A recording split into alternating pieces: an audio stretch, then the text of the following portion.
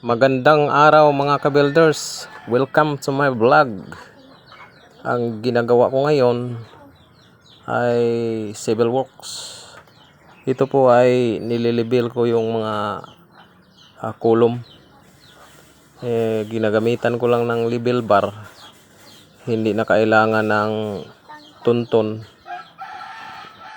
Ito yung minamarkingan ko ay dito yun mag-aano yung hollow block, magsisiting. Dito ilagay yung tangsi. Sinusukat yung sitting niya na 9 inch kasi yung hollow block ay 8 inch, tapos may 1 inch na sa kaniyang sitting sa hollow.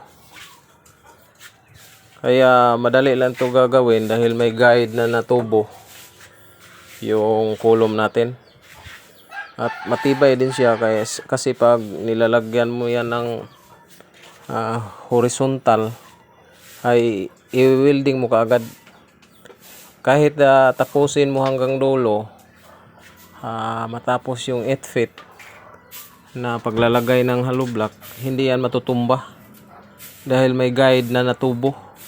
At doon mo i-welding yung horizontal bar niya at vertical.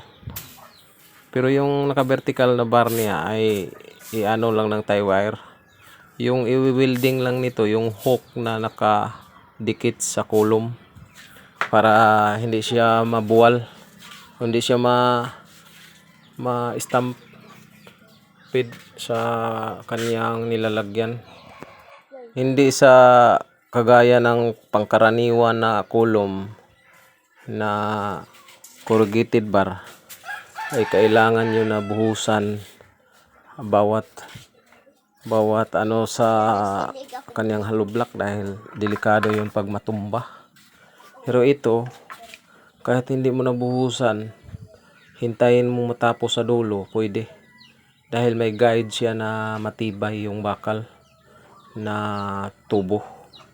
Ito yung magsasandal sa bigat ng wool, kaya hindi siya matutumba. Pag matapos na to sa dulo, dito na natin yun pupurmahan ng mga plywood tsaka bubuhusan. Kaya thank you very much.